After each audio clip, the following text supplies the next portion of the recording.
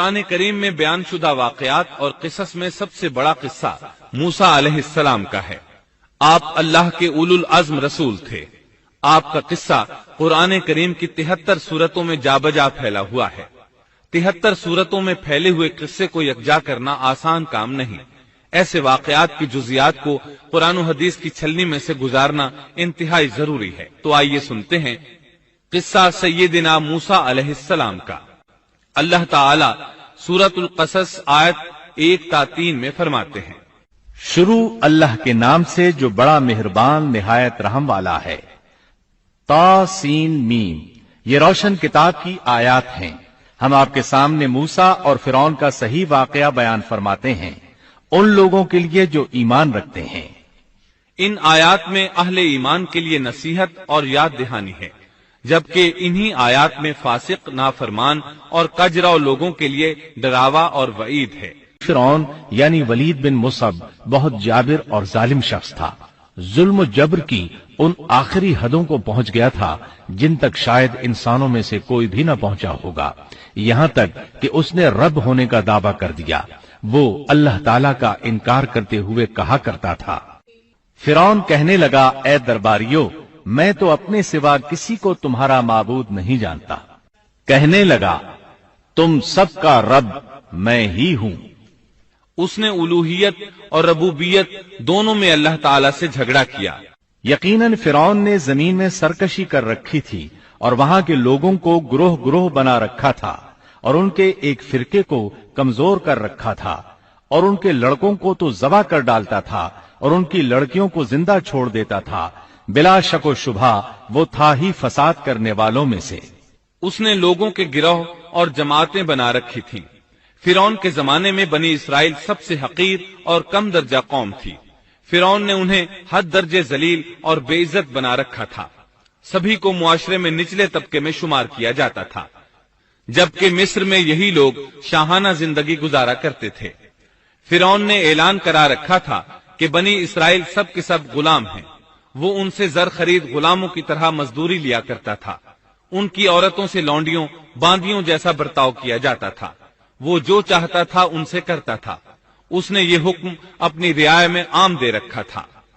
مصر کے باشندے اعلیٰ درجے کے لوگ سمجھے جاتے تھے، وہ قبطی کہلاتے تھے۔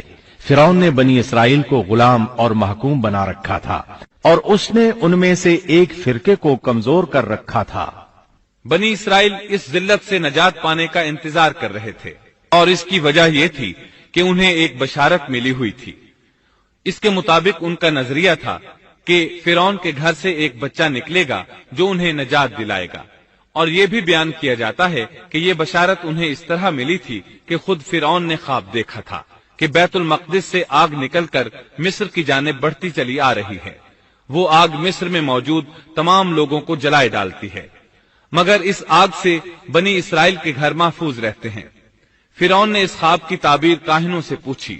وہ کاہن اس کے نزدیک عالم تھے۔ انہوں نے خواب کی تعبیر یہ بتائی کہ بنی اسرائیل میں ایک بچہ ایسا پیدا ہونے والا ہے جس کی وجہ سے مصریوں کی ہلاکت ہوگی۔ یہ تعبیر سن کر فرعون ڈر گیا۔ تب اس نے ایک خوفناک حکم جاری کیا، بنی اسرائیل میں جو بچہ پیدا ہو اسے قتل کر دیا جائے۔ اللہ کی قدرت دیکھیے کہ ہارون علیہ السلام اس سے پہلے پیدا ہو چکے تھے اور موسیٰ علیہ السلام کی والدہ امید سے تھی۔ فرعون نے اپنا حکم یوں جاری کیا تھا کہ اگر ان کے ہاں بیٹے پیدا ہوں تو انہیں قتل کر دو، بیٹیاں پیدا ہوں تو انہیں زندہ چھوڑ دیا جائے۔ چنانچہ ایسا ہی کیا جانے لگا۔ ہر نومولود بچے کو قتل کیا جانے لگا، بچیوں کو چھوڑ دیا جاتا۔ یہ تھا بچوں کو ذبح کرنے کا حکم جو بنی اسرائیل میں شروع ہوا۔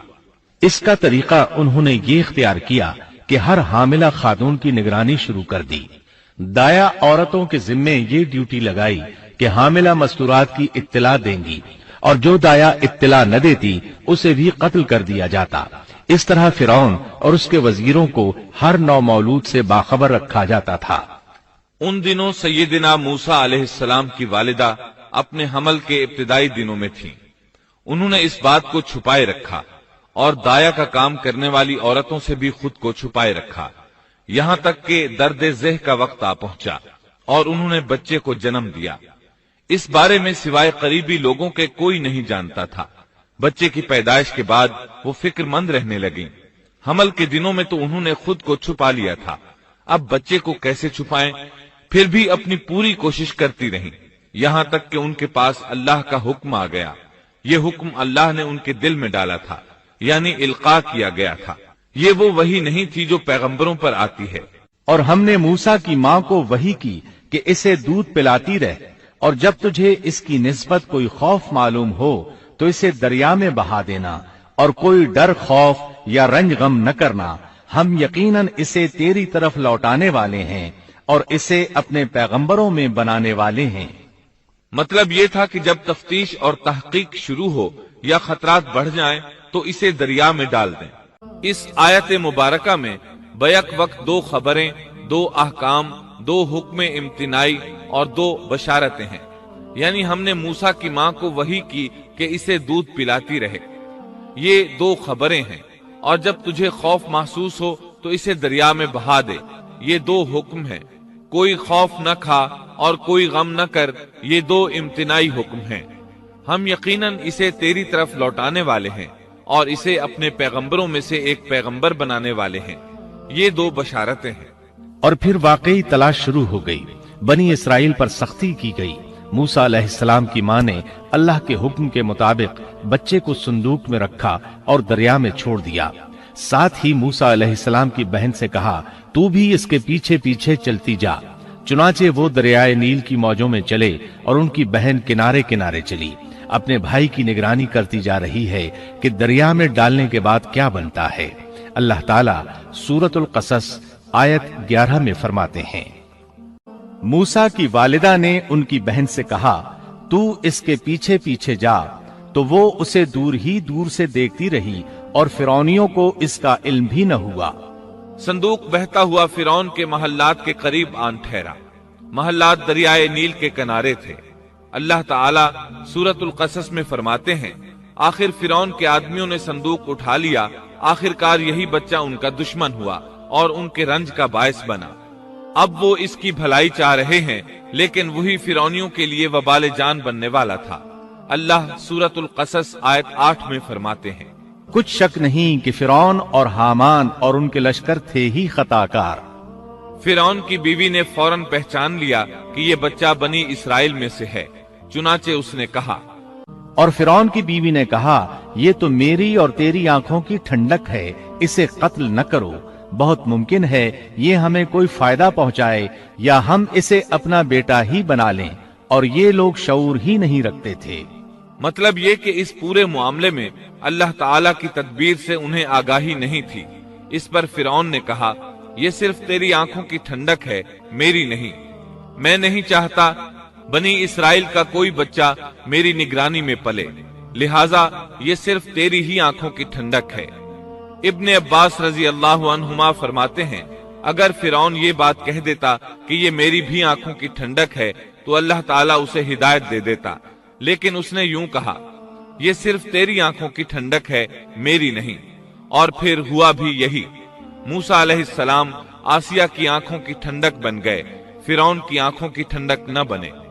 अल्लाह ताला सूरतुल कसस आयत 10 में फरमाते हैं, और मूसा की वालिदा का दिल बेकरार हो गया। यानी उसका दिल मूसा अलैहिस्सलाम की याद के अलावा दुनिया की हर चीज से खाली हो गया। माँ की मोहब्बत और माँ के दिल का हाल जरा देखिए। मुसीबत में उस पर क्या गुजरती है।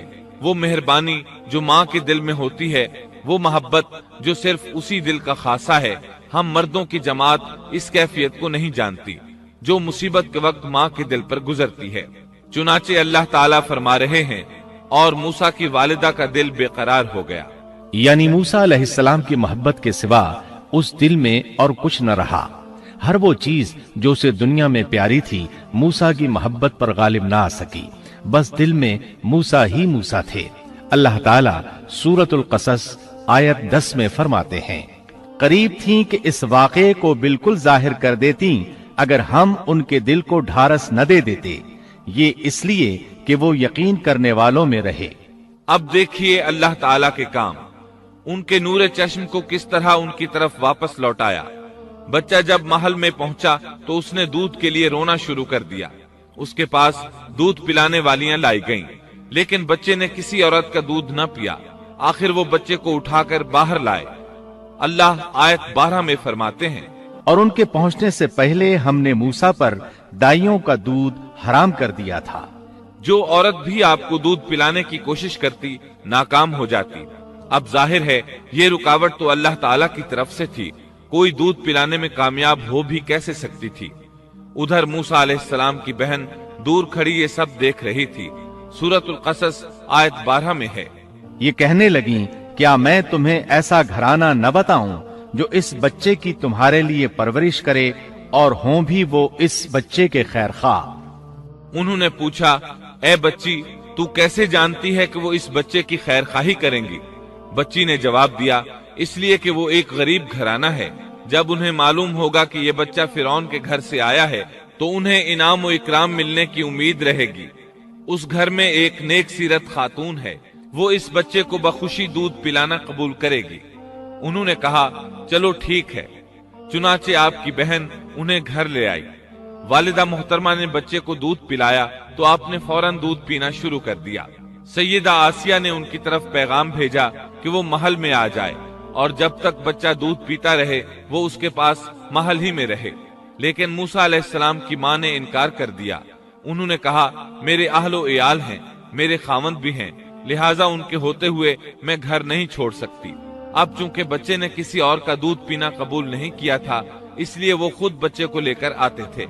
اس طرح موسیٰ علیہ السلام کی والدہ کا بے حد احترام ہونے لگا۔ فرعون کے ہر کارے تحفے تحائف ان کے گھر لانے لگے۔ اللہ تعالیٰ آیت 13 میں فرماتے ہیں، پس ہم نے اسے اس کی ماں کی طرف واپس پہنچایا تاکہ اس کی آنکھیں ٹھنڈی رہیں اور آزردہ خاطر نہ ہو، اور جان لے کہ اللہ کا وعدہ سچا ہے، لیکن اکثر لوگ نہیں جانتے۔ اس طرح موسیٰ علیہ السلام شاہی محل میں پلنے بڑھنے لگے، یہاں تک کہ 18 سال کے خوبرو نوجوان ہو گئے۔ اللہ تعالیٰ آیت 14 میں فرماتے ہیں، اور جب موسیٰ اپنی جوانی کو پہنچ گئے اور پورے توانا ہو گئے تو ہم نے انہیں علم و حکمت عطا فرمایا۔ نیکی کرنے والوں کو ہم اسی طرح بدلہ دیا کرتے ہیں۔